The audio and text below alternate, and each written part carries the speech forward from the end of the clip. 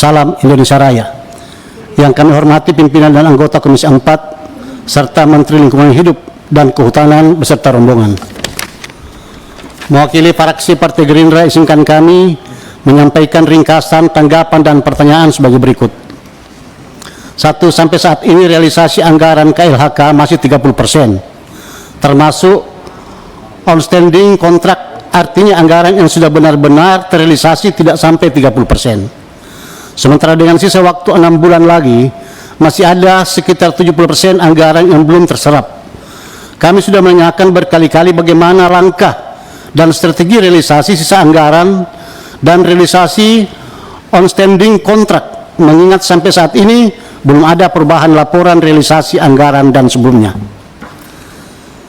2. Penyerapan anggaran Badan Restorasi Gambut dan Mangrove sampai sekarang masih dalam posisi terendah, yaitu 8%. Kita ketahui bersama dalam paku BRGM terdapat 1,5 triliun merupakan program rehabilitasi mangrove yang berbasis swakelola masyarakat.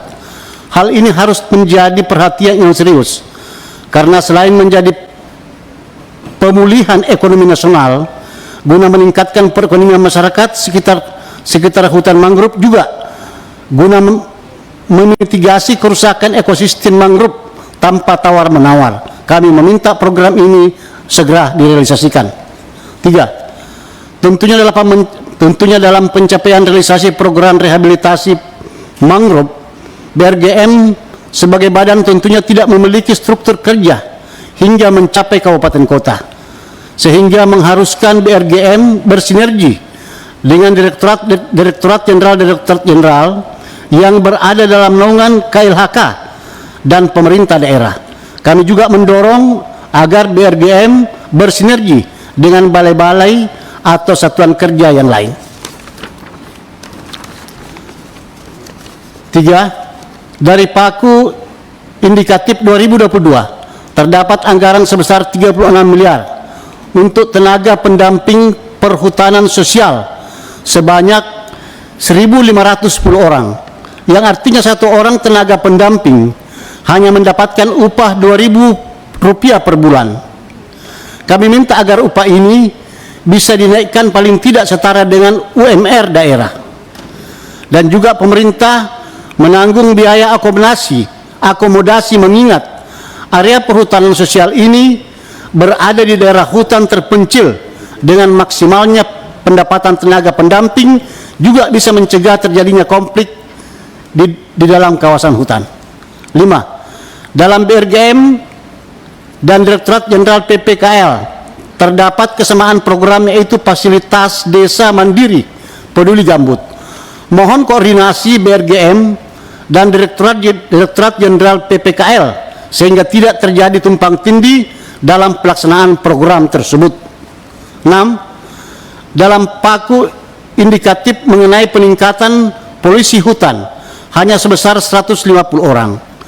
Mohon agar diperhatikan kembali, mengingat saat ini marak terjadi perambahan hutan, perburuan satwa liar, dan lain-lain. Jumlah ini sangat jauh dari kebutuhan di lapangan. 7. Pada tahun 2022 terdapat program rehabilitasi hutan mangrove seluas 1.250 hektar di PDASHL, sedangkan di BRGM juga pada tahun 2022 memiliki 3,8 triliun anggaran untuk program yang sama. Seperti mandat Peraturan Presiden 120 tahun 2020 yang tegas mengatur bahwa mencabut kerja BRGM Peraturan Presiden nomor 1 tahun 2016. Oleh karenanya kami meminta penjelasan mengenai masalah ini, dan juga program rehabilitasi hutan mangrove tetap dikerjakan oleh BRGM. 8. Selama ini sumber bibit produktif PDASHL diambil dari luar daerah, khususnya dari kawasan Pulau Jawa. Kami meminta pada tahun 2022 diharapkan pada setiap provinsi sudah memiliki persemaian bibit produktif. 9. Terakhir, membicarakan tentang program pengolahan sampah dan penanganan banjir masih sebatas pengendalian infrastruktur. program preventif melalui program infrastruktur. Belum dilakukan secara masif, misalnya program-program penyadaran masyarakat dalam pengelola sampah dan menjaga bantaran aliran sungai.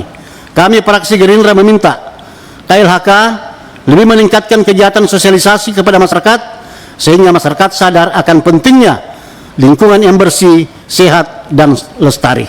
Demikian yang sempat kami sampaikan. Terima kasih. Assalamualaikum warahmatullahi wabarakatuh. Assalamualaikum warahmatullahi wabarakatuh.